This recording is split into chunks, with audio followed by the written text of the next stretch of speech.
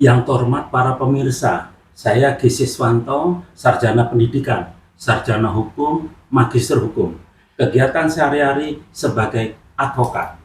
Di waktu yang senggang ini, saya akan berbagi pengetahuan tentang janji yang tidak ditepati masuk dalam ranah perdata maupun ranah pidana. Saya ulangi, janji yang tidak ditepati masuk dalam ranah perdata maupun ranah pidana. Janji yang tidak ditepati umumnya masuk pada ranah perdata dengan istilah wan prestasi, bukan ranah pidana. Namun, jika janji tersebut sejak awal merupakan tipu muslihat atau niat jahat untuk menguntungkan diri sendiri dan membuat korban menyerahkan barang atau uang, maka pelakunya bisa dijerat dengan sanksi pidana penipuan maksimal 4 tahun penjara. Secara hukum di Indonesia, batasan antara ingkar janji dengan tindak pidana dapat dibedakan menjadi dua. Satu, masalah perdata atau wan prestasi.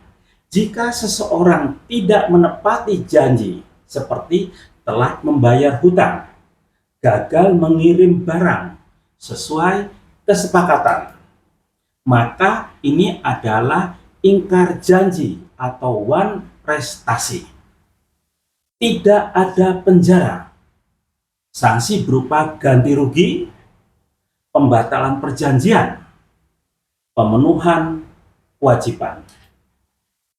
Diatur dalam pasal 1365 Kitab Undang-Undang Hukum Perdata tentang perbuatan melawan hukum. Penyelesaiannya diselesaikan melalui gugatan perdata ke pengadilan negeri setempat. Yang kedua, masalah pidana atau penipuan. Janji dapat dikategorikan sebagai tindak pidana penipuan. Pasal 378 Kitab Undang-Undang Hukum Pidana. Jika terdapat unsur-unsur sejak awal pembuatan perjanjian, yaitu satu, menggunakan nama palsu atau dokumen palsu. Yang kedua, tujuannya untuk menguntungkan diri sendiri secara melawan hukum. Yang ketiga, berhasil menggerakkan orang lain untuk menyerahkan barang atau memberi hutang. Yang keempat, sanksi pidana diancam dengan pidana penjara paling lama 4 tahun. Dalam wan prestasi atau kelalaian atau cedera janji, diatur dalam Kitab Undang-Undang Hukum Perdata pada pasal 1243 yang menjadi dasar hukum. Penuntutan ganti rugi biaya dan bunga akibat kelalaian.